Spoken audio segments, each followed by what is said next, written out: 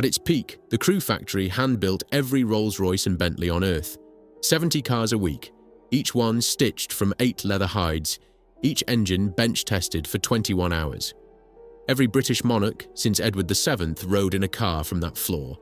Then the owners put it up for sale. Volkswagen paid £479 million for the factory. BMW paid £40 million for the name. Not through collapse. Through an auction, a clause nobody checked. And £40 million that bought what £479 million couldn't. Chapter 1. The Potato Field.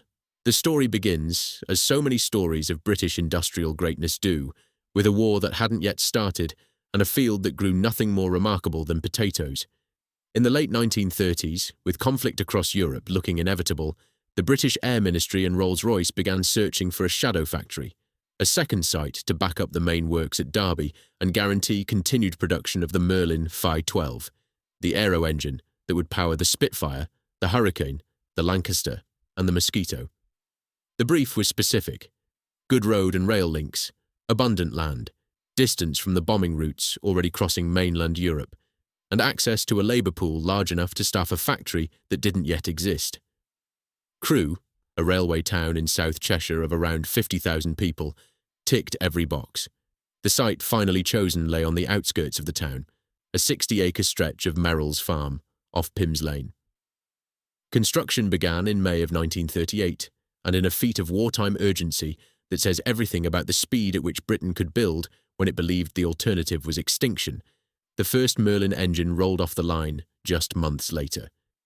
The man who oversaw that transformation, from potato rows to precision engineering in under a year, was Ernest Hives, Rolls-Royce's General Works Manager, later Lord Hives.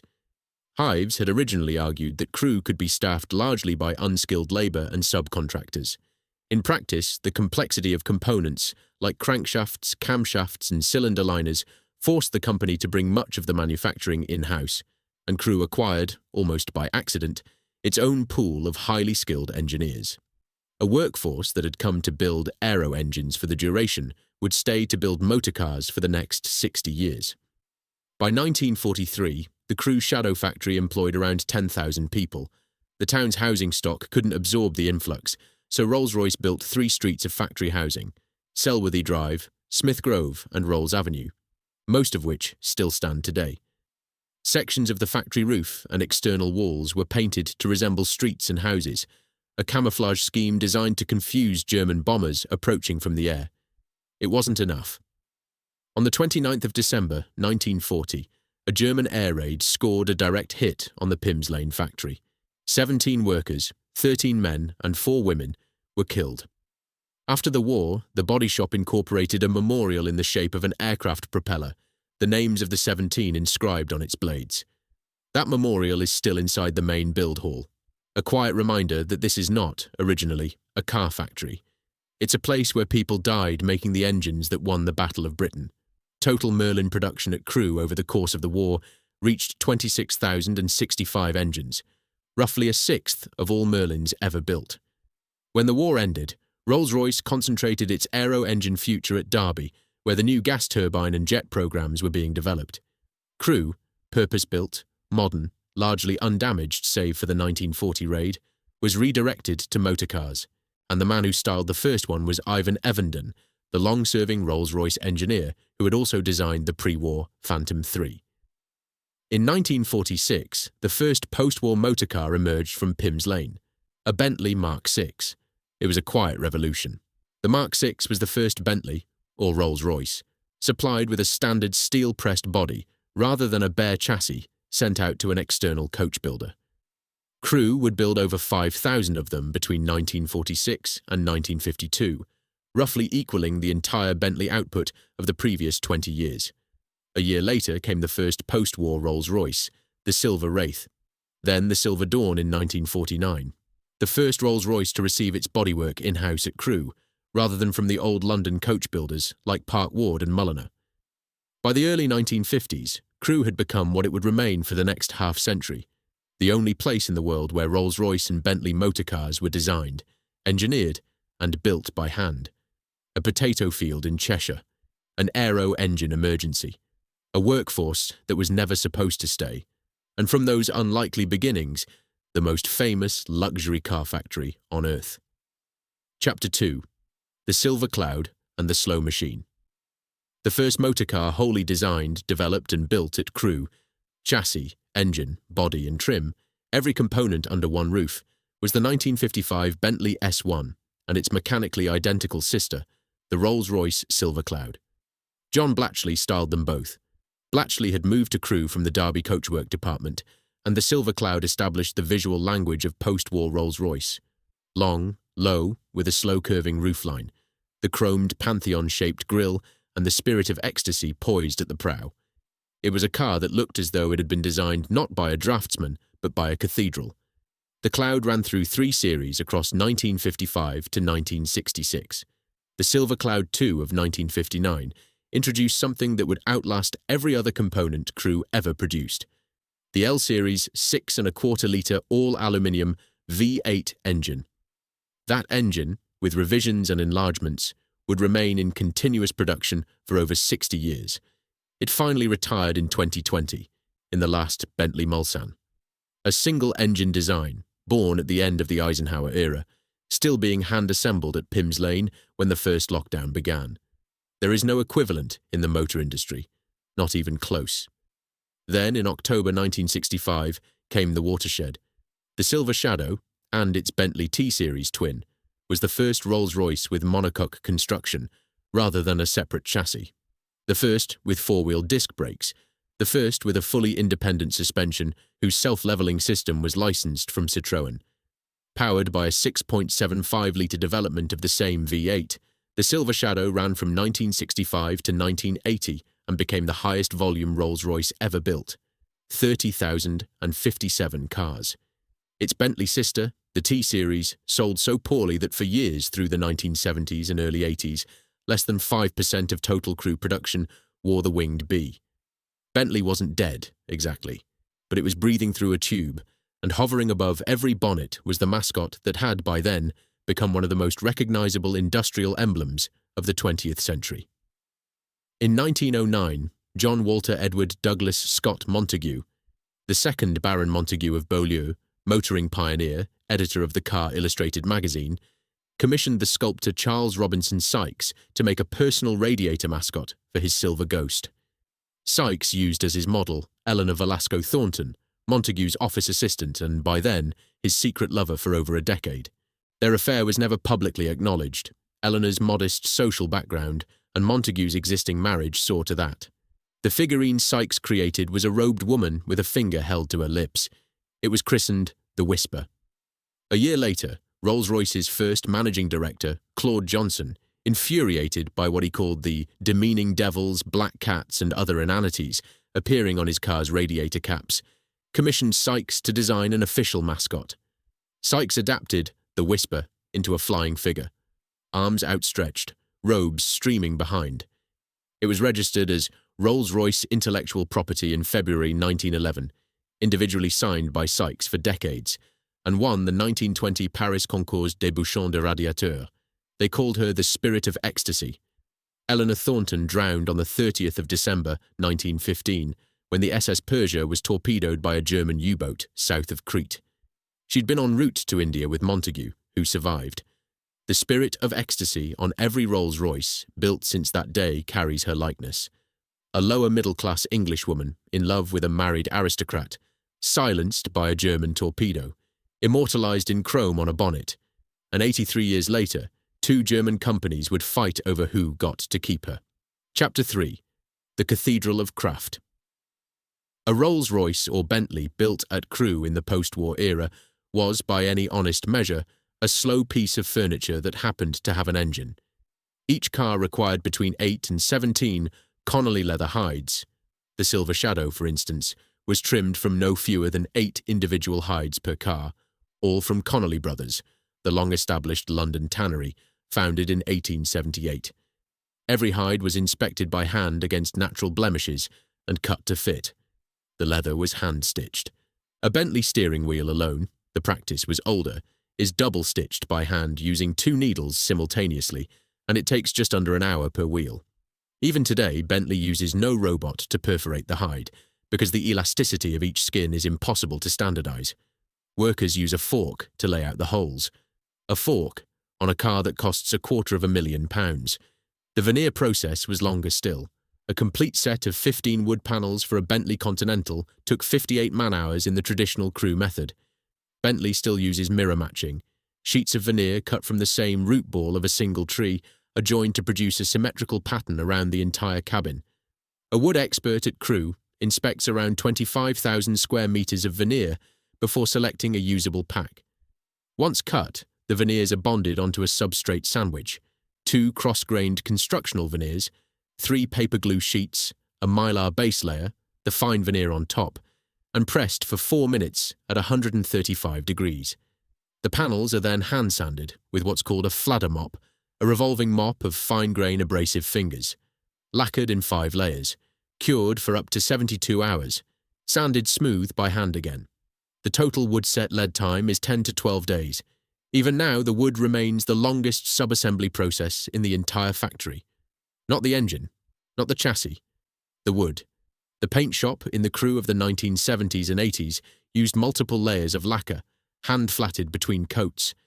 Engine assembly was equally slow. Every Rolls-Royce Phi 8 was run on a test bench for a prolonged break-in before installation. The journalist William Body, visiting the factory for Motorsport magazine in 1975, recorded a 21-hour bench run on natural gas per engine. 21 hours of running, just to make sure the engine was ready to be fitted. At its peak, Crewe was building roughly 70 cars a week. Not 70 an hour, 70 a week. Oh. The company's slogan, attributed to Sir Henry Royce himself, was, "The quality remains long after the price has been forgotten." It wasn't marketing. It was a manufacturing philosophy enacted at every station on the Pims Lane line. Each Rolls-Royce travelled with its own record book that followed it from raw shell to delivery, recording the future owner and any bespoke specifications. As Body noted on that 1975 visit, the cars were always known internally as Royces, never Rollers. That was Fleet Street language. On the shop floor at Crewe, it was Royces, and the men who built them knew the difference. The most useful single witness to the Crewe of the post-war decades is Peter Ollerhead, who served his Rolls-Royce apprenticeship at Pims Lane from 1952 to 1958 and continued at the factory until the mid-1960s before becoming a teacher and later a local historian and bookseller in the town. His 2 volumes, Crewe's Rolls-Royce Factory from Old Photographs, co-authored with Tony Flood, and Making Cars at Crewe, covering 1938 to 1998, are the principal published worker history of the site, drawn from interviews with named former employees: Bernard Preston, Bill Elliott, Derek Coulson, Dick Garner, Jack Phillips, John Morris Jones, Nick Colborne. Flood himself was a retired Rolls-Royce quality engineer and member of the Rolls-Royce Enthusiasts Club. Ollerhead repeatedly emphasizes one thing above all others. On the shop floor, fathers, grandfathers, uncles and brothers commonly worked beside one another. Crewe didn't just employ individuals. It employed families, generations of them, passing through the same gates, learning the same craft, building the same quiet machines. Chapter 4. The Beetle, the Queen, and the Quiet Empire. The single most famous Crewe-built Rolls-Royce is the 1965 Phantom 5 ordered by John Lennon in December 1964 and delivered on the 3rd of June 1965. The body was by Mulliner Park Ward. The list price was around £11,000, perhaps $210,000 in today's money. Originally finished in Valentine's black, it carried the Beatles to Buckingham Palace for their MBEs on the 26th of October 1965. After being scuffed in Spain during the filming of How I Won the War in 1966, Lennon had it repainted in 1967 in a riot of Romany-inspired floral scrollwork, dahlias, delphiniums, and his Libra zodiac sign, the work of the artist Steve Weaver at the J.P. Fallon Coachworks. The psychedelic roller became one of the defining cultural objects of its era. Donated by Lennon to the Cooper Hewitt Museum in 1977 to settle an American tax bill, it sold at Sotheby's, New York in 1985 for $2,299,000. At the time, the highest price ever paid at auction for a car. It now lives at the Royal British Columbia Museum in Victoria. A Crewe-built car, decorated by a Beetle, owned by a New York museum, auctioned to an anonymous buyer, residing in Canada. The only place that never profited from it was the factory that made it. But the Phantom 5 was only the most visible thread in a fabric that stretched from Buckingham Palace to Bollywood. The marque's owners read like a register of the 20th century. Every reigning British monarch since Edward VII. The Maharajas of pre-independence India, the Indian government ordered 8 silver ghosts for the 1911 Delhi Durbar of King George V. General Franco, Marshal Tito, Elvis Presley, who owned a Phantom 5 in midnight blue, later repainted silver blue after, according to the well-worn story, his mother's chickens damaged the paint. Elizabeth Taylor, Field Marshal Montgomery, Howard Hughes, Aristotle Onassis, Frank Sinatra, and of course, all 4 Beatles. The Royal Mews still uses 2 Phantom 4s, the rarest Rolls-Royce ever, with only 18 built, all for royalty and heads of state, 2 Phantom 5s and 2 Phantom 6s, including the 1977 Silver Jubilee Phantom 6, used at Prince William and Catherine Middleton's 2011 wedding. A car built at Pims Lane, carrying a future queen past 1 million cameras, and somewhere in that long bonnet, beneath the chrome figurehead, the ghost of Eleanor Thornton still holding her finger to her lips. By 1972, Rolls-Royce Motors employed around 5,855 people in the car division alone, and including the diesel division at Shrewsbury and the Mulliner Park Ward coach building, works at Willesden, around 8,166 people in total. Under managing director David Plastow, the factory was working towards a target of more than 70 cars a week by 1975. Output that year ran to about 2,900 cars, roughly 2,500 Silver Shadows, 400 to 450 of the Mulliner-bodied Corniche, and around 45 of the imposing Phantom 6 long-wheelbase limousine. Every one of them hand-built, every one of them carrying a record book with the owner's name written inside. There is, buried in the corporate history of the early 1970s, a detail that most accounts of the 1998 saga mention only in passing, but which determined everything that followed. In 1971, the parent company, Rolls-Royce Limited, collapsed under the weight of the RB211 jet engine program. The Conservative government nationalised the aero engine business. The car division was hived off in 1973 as a separate, privately owned company, Rolls-Royce Motors Holdings Limited. Plastow became its first chairman and managing director. But when the car division was separated, the trademarks, the words Rolls-Royce, the interlocking RR logo, the associated marks, stayed with the aero engine company. They were not sold to Rolls-Royce Motors. Instead, the car business received a license to use them. That license was non-transferable.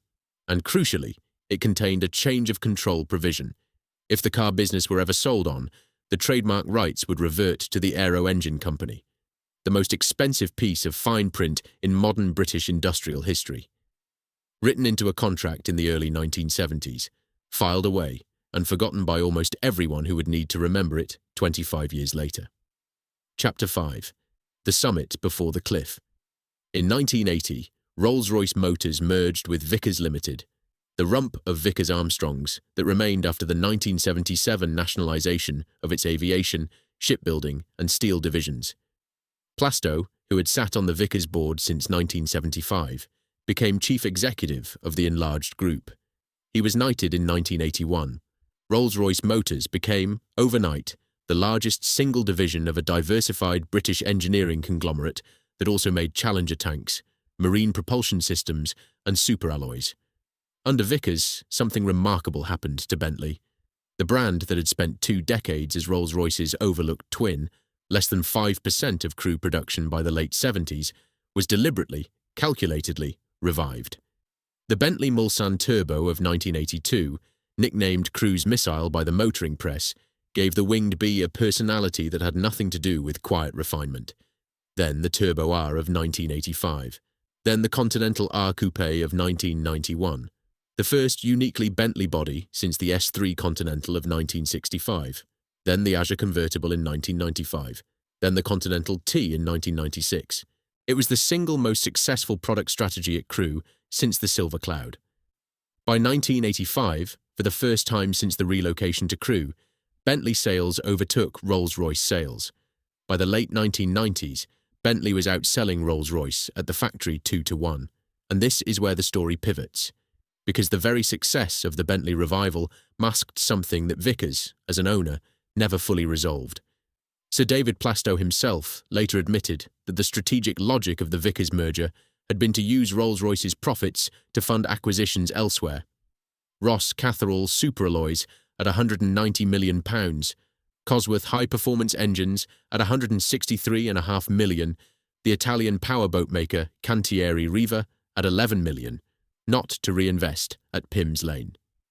Vickers was, in industry terms, undercapitalized for the luxury car business. The L-Series V8 in the Silver Spirit and Bentley Turbo R was, by the mid-1990s, an engine fundamentally dating to 1959. The cars themselves were aging visibly against the new Mercedes-Benz S-Class, the BMW 7 Series, and from 1989, Toyota's Lexus LS 400, a car that offered Rolls-Royce levels of silence and refinement at a fraction of the price, built by robots in a Japanese factory the size of a small town. Vickers chairman Sir Colin Chandler and chief executive Paul Bice concluded that maintaining Rolls-Royce motors at the standard required would consume hundreds of millions of pounds in new product investment, money the group couldn't justify alongside its defence priorities. In 1994, Vickers approached BMW for a relationship that would ultimately decide the fate of everything at Pym's Lane. Bernd Pischetsrieder, BMW's chairman of the board of management since 1993, agreed to supply BMW engines for the next generation of Crewe cars, a 5.4-litre V12 for the new Rolls-Royce Silver Seraph and a twin-turbocharged 4.4-litre V8 for the new Bentley Arnage. By the time those cars launched in 1998, BMW was supplying not only engines but gearboxes, electronic control units, and even the metallic paint.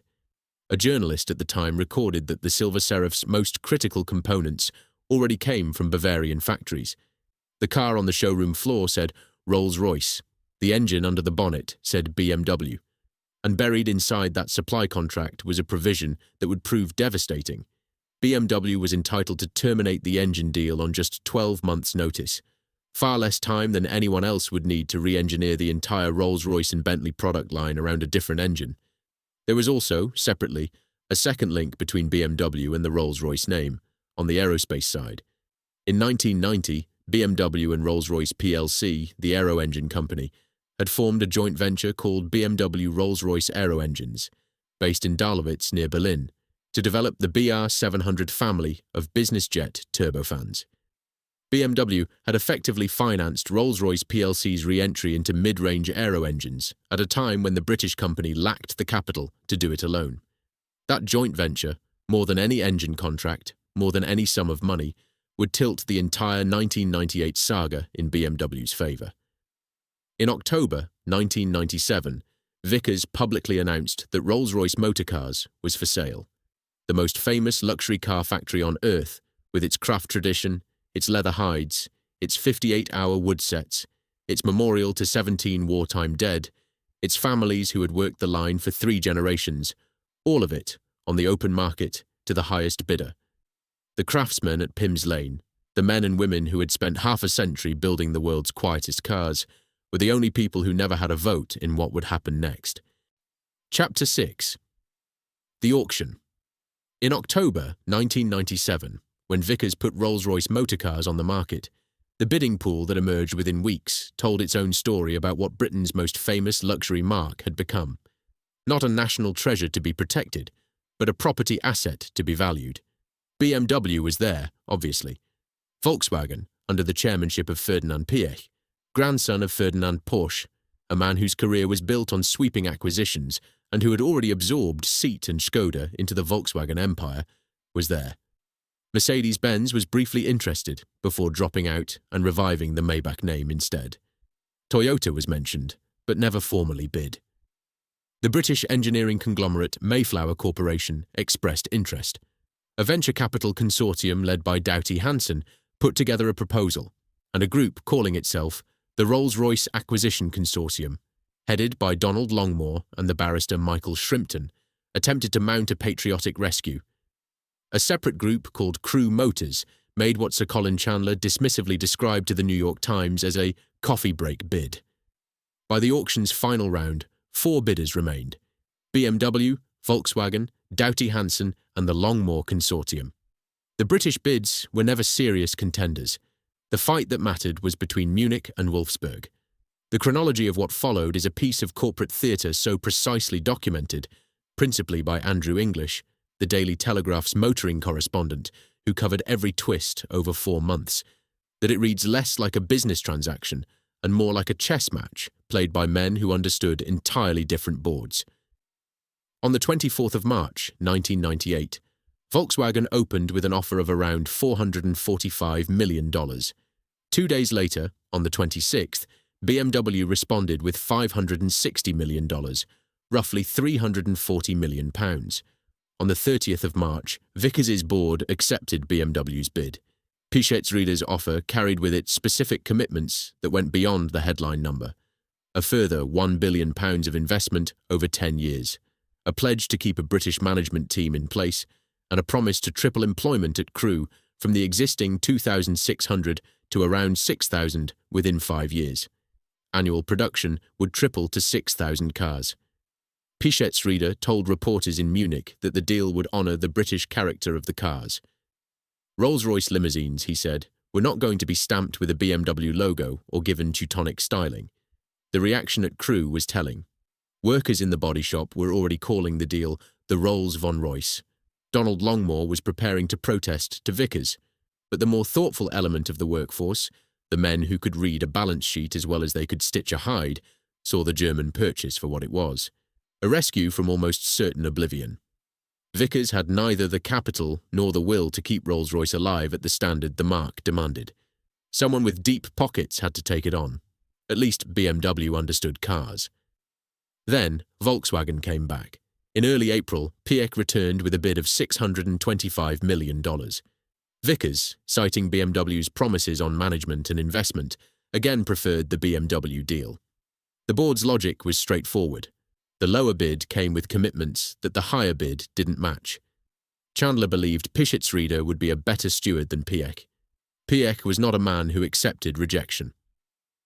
On the 7th of May 1998, after hours of internal debate, Chandler made a public surprise announcement that reversed everything. Vickers would now ask its shareholders to approve a sale not to BMW, but to Volkswagen, which had returned with an offer of £430 million, some $710 million, £90 million higher than the agreed BMW bid. The decisive factor wasn't the headline number alone. Volkswagen's subsidiary Audi had separately offered to buy the Cosworth high-performance engine business from Vickers for £120 million, but only on condition that Vickers accepted the Rolls-Royce bid. It was a package deal. Take the money for the cars, take the money for the engines, or get neither. Chandler's statement to the press that day was a masterclass in corporate language, stripped of everything except shareholder value. Throughout the Rolls-Royce motor cars sale process, we have focused on achieving the maximum value for our shareholders, and this remains the case. Maximum value for shareholders, not maximum value for the workforce, not maximum value for the craft, not maximum value for the town of Crewe or the tradition of British luxury engineering, or the memory of the 17 people whose names are inscribed on a propeller-shaped memorial inside the Build Hall. Maximum value for shareholders. The sentence that ended 90 years of independent British luxury car manufacturing was 14 words long. On the 4th of June, Vickers shareholders voted to accept Volkswagen's offer. BMW spokesman Richard Gall publicly declared that BMW was relaxed. It was a curious choice of word. What he meant, and what almost nobody outside BMW's legal department yet understood, was that BMW had already won. Chapter 7. The £40 million chess move. On the 3rd of July 1998, Volkswagen completed the purchase of Rolls-Royce motor cars for a final price of £479 million, roughly $780 million once working capital adjustments were included. The deal gave Piech the Crewe factory, every piece of tooling, every jig and fixture, the entire Bentley brand, all model designs, the Spirit of Ecstasy mascot, the Pantheon radiator grille shape, the Rolls-Royce Motors Limited subsidiary, everything a reasonable person would assume comprised the ownership of Rolls-Royce, everything except the two words that mattered most.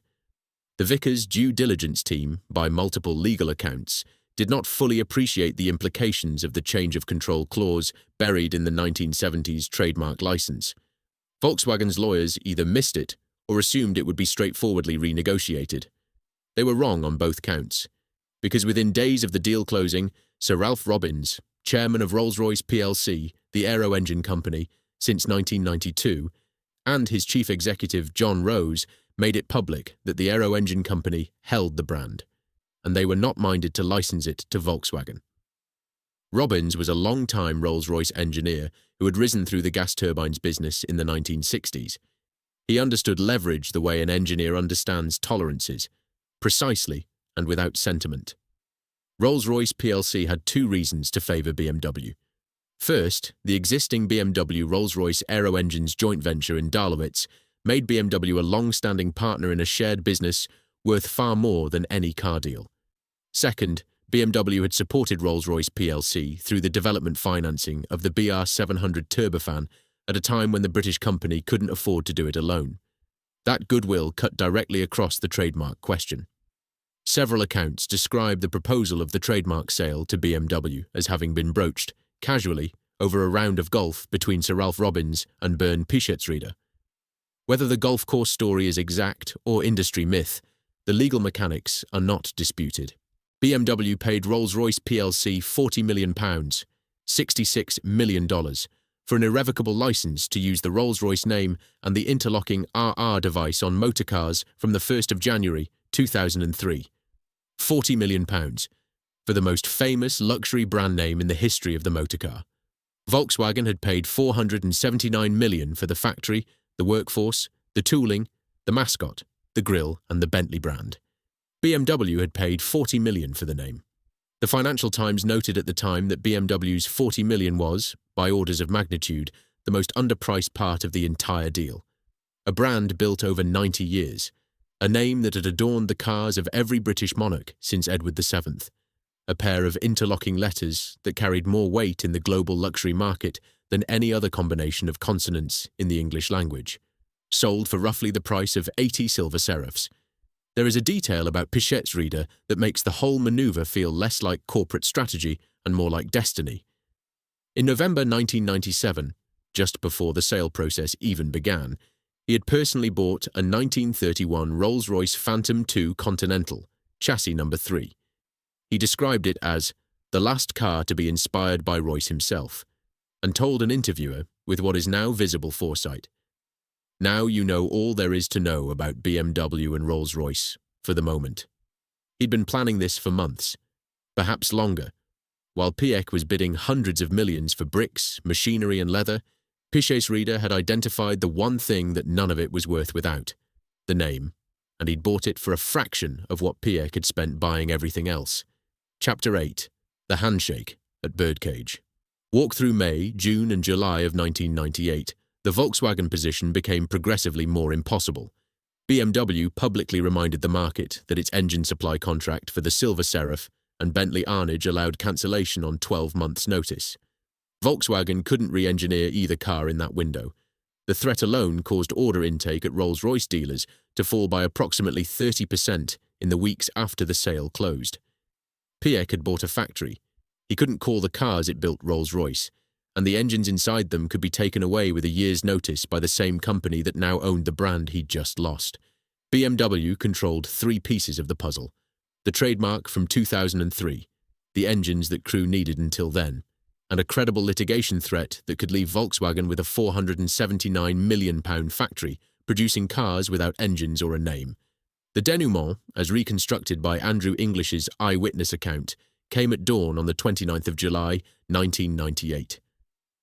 Paul Buckett, Volkswagen's UK communications director, was about to have breakfast when his telephone rang. The head of communications in Wolfsburg told him to round up key journalists for a press conference at the Institute of Mechanical Engineers in Birdcage Walk, Westminster. Subject unknown. A few hours later, Sir Ralph Robbins of Rolls-Royce plc, Bernd Pischetsrieder of BMW and Ferdinand Piech of Volkswagen stepped onto a stage together and shook hands. The photograph, 3 men in suits, smiling for the cameras in a Westminster conference room, became the defining image of the entire saga. The body language tells everything. Pichet's reader, the architect of the £40 million chess move, looks satisfied. Piech, who had spent nearly £500 million only to discover he hadn't bought the thing he thought he was buying, is studiously composed. And Robbins, the man who had owned the brand all along and quietly sold it to BMW, stands in the middle of the frame with the expression of someone who has played a very good hand of cards and knows it. The terms of the Memorandum of Understanding announced that morning. Volkswagen would retain ownership of Rolls-Royce Motor Cars Limited and the Crewe factory. BMW would continue to supply engines and components for the Silver Seraph and Bentley Arnage until the end of 2002. Volkswagen would be licensed by BMW to use the Rolls-Royce brand name on cars built at Crewe from July 1998 until the 31st of December 2002. From the 1st of January 2003, only a BMW-controlled company could build a Rolls-Royce. Volkswagen would sell the Spirit of Ecstasy and the radiator grille trademarks to BMW so that the new BMW Rolls-Royce could carry the historic mascot. And from January 2003, the Crewe factory would build only Bentleys. Volkswagen kept the Bentley name exclusively. John Rose of Rolls-Royce plc, speaking that day, made the connection explicit. Our preference was that BMW would be our partner because we have had a partnership with them since 1990. We have a joint venture on aero engines. Piech, addressing the press, declined to call it a defeat. A quick settlement, he said, was a better solution than a drawn-out legal fight. He added the diplomatic line that would become much quoted in the years that followed. I would have preferred to keep both brands, but the way how it developed today, I am very satisfied. He was not satisfied. In private, in the months after the deal, Piech admitted that had he sorted out the trademark and parts issues earlier, the price would have been much lower than Volkswagen finally paid. He'd been outmaneuvered, not by a bigger company or a higher bid, but by a piece of fine print from the early 1970s that his lawyers had either missed or dismissed as a negotiating point. Ferdinand Piech, the man who would be named Car Executive of the Century in 1999, whose later acquisitions of Lamborghini, Bugatti, MAN, Scania, Ducati, and Italdesign, Giugiaro, would reshape the entire European motor industry, all of it unfolded under the shadow of the Rolls-Royce name that got away. For the craftsmen at Crewe, the settlement meant something more immediate. They still had jobs. The factory would stay open. Volkswagen's commitment, over £500 million of investment, was real. But the name they'd built under for half a century was leaving. Rolls-Royce was going to Sussex, and the men and women of Pims Lane, who had never been consulted, never been asked, never been given a vote, would watch it go. Chapter 9. The Last Rolls-Royce. From Crewe between July 1998 and the 31st of December 2002, the Crewe factory entered the strangest period in its history. It produced cars under both marques, Rolls-Royce and Bentley, on the same line, using the Rolls-Royce name under license from BMW.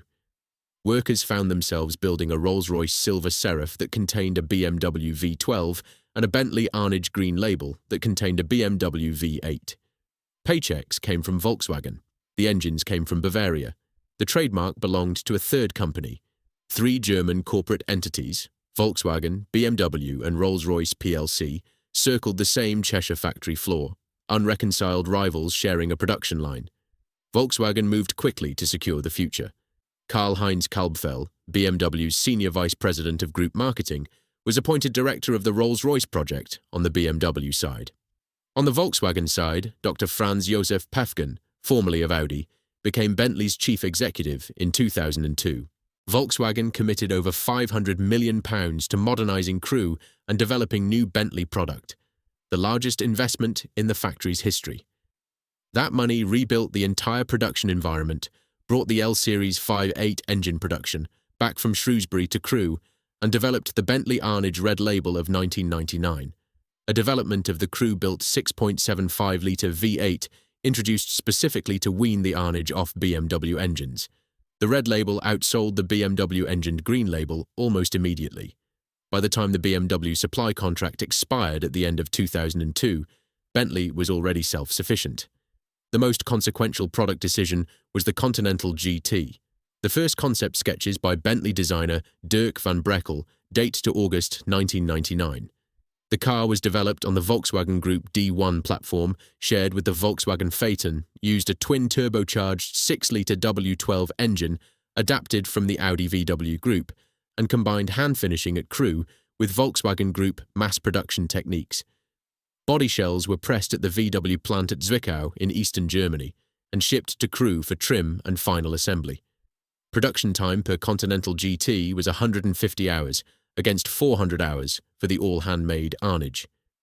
Unveiled at the 2002 Paris Motor Show, the Continental GT carried 3,200 pre-orders before its 2003 launch and would sell more than 60,000 units by the end of its first generation. More than every Bentley ever built before it, combined. That number bears repeating, just once, because it measures the distance between what Crewe was and what Crewe became. 60,000 Continental GTs.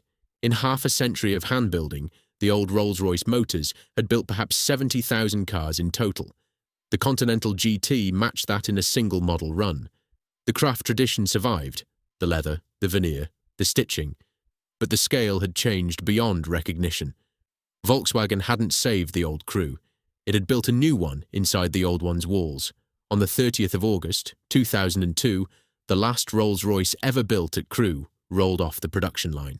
A silver storm-coloured Cornish 5 convertible, valued at over £250,000, styled to evoke the interior of the 1907 Silver Ghost. It was distinguished by a small detail visible only to enthusiasts, a red interlocked RR in the grille. Sir Henry Royce's preference, used until his death in 1933, when it was changed to black as a mark of mourning and never reinstated.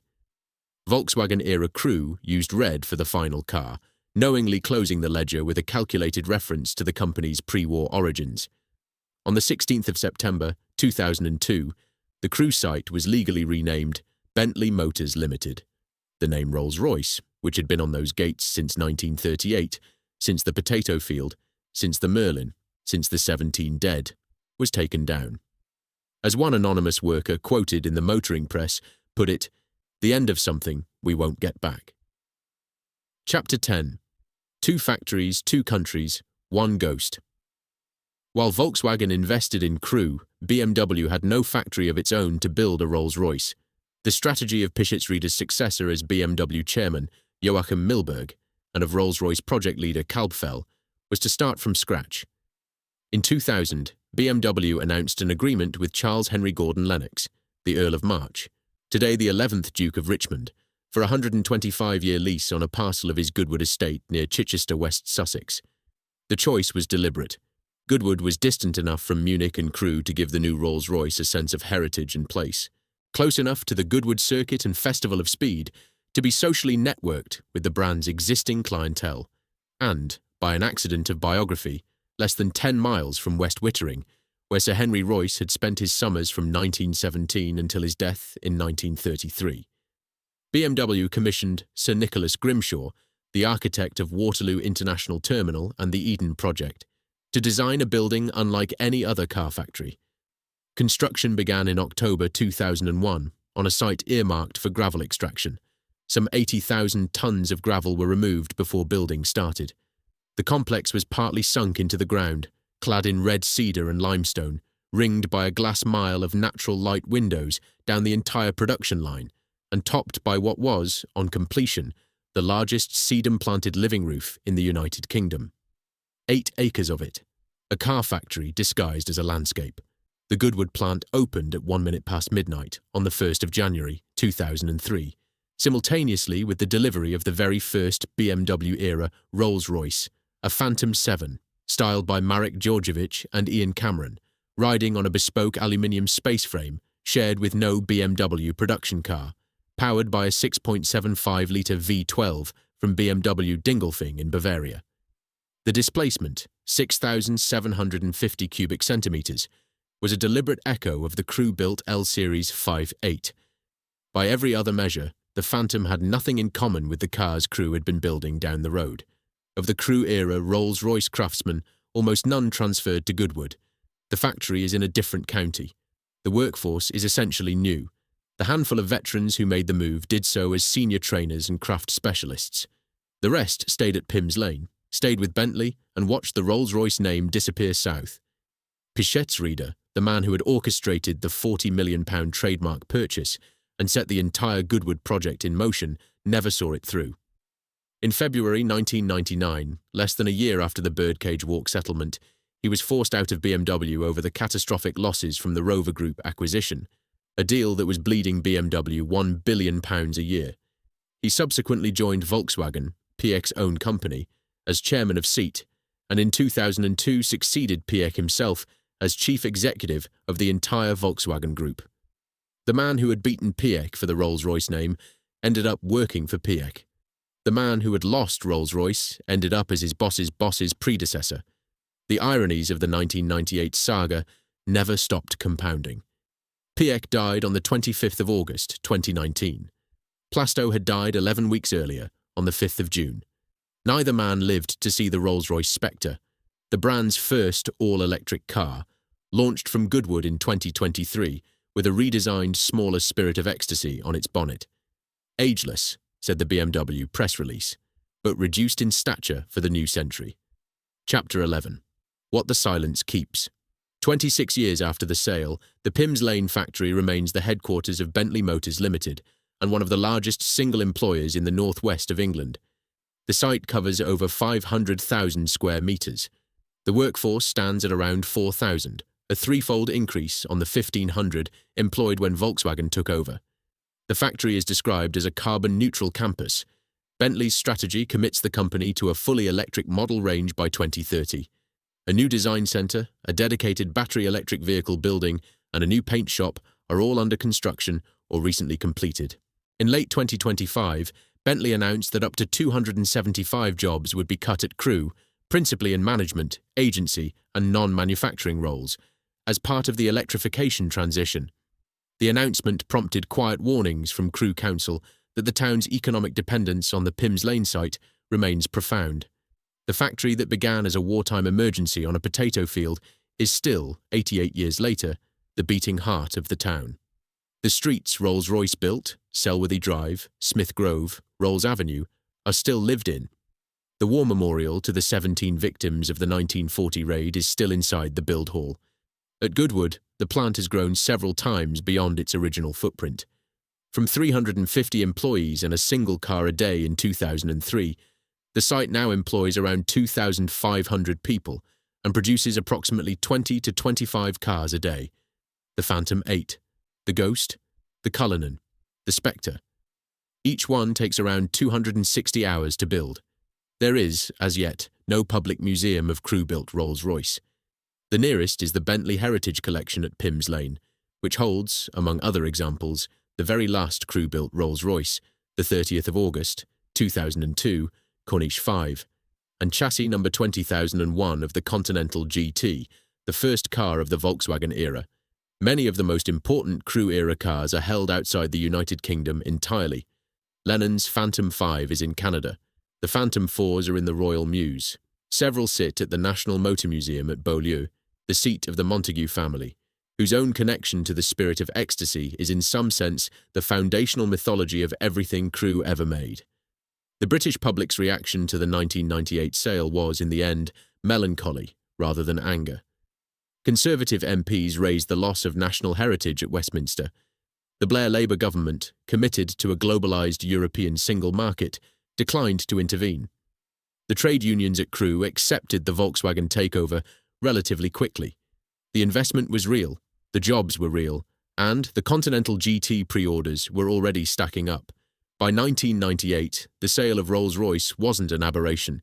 It was the culmination of a long sequence of disposals. Jaguar had gone to Ford in 1989. Aston Martin to Ford in 1991. Rover, including Land Rover and the Mini, had passed to BMW in 1994. Lotus had been bought by General Motors in 1986 and by the Malaysian Proton Group in 1996. By the late 90s, Britain still had a large car manufacturing industry. It owned almost none of it. The Spirit of Ecstasy began as Eleanor Thornton, a lower middle-class Englishwoman in love with a married aristocrat. She was cast in 1911 by Charles Sykes, a Yorkshire-born sculptor. She was mass-produced at Crewe from 1948 onwards, individually finished. In 1965, she rode on the bonnet of John Lennon's Phantom 5 to Buckingham Palace. In 1998, she was sold by Vickers to Volkswagen. In 2002, she was sold again by Volkswagen to BMW. From 2003 onwards, she rides on Goodwood-built cars, and Crewe-built Bentleys carry, in her stead, the winged bee.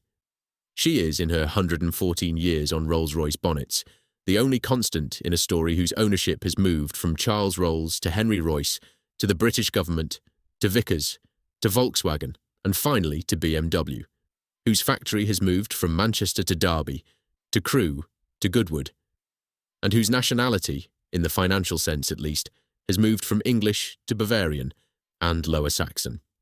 She remains an Englishwoman in a stretched dress on a German car, and on the floor at Pym's Lane, where the Merlins were once built and where the Bentleys are built now, the memorial to the 17 dead still stands. The only thing in that building that has never been sold, never been licensed, never been the subject of a trademark negotiation or a shareholder vote. The silence at the end of that story is the right shape. It's the shape of something that was built to last and did, just not in the way anyone at Crewe expected.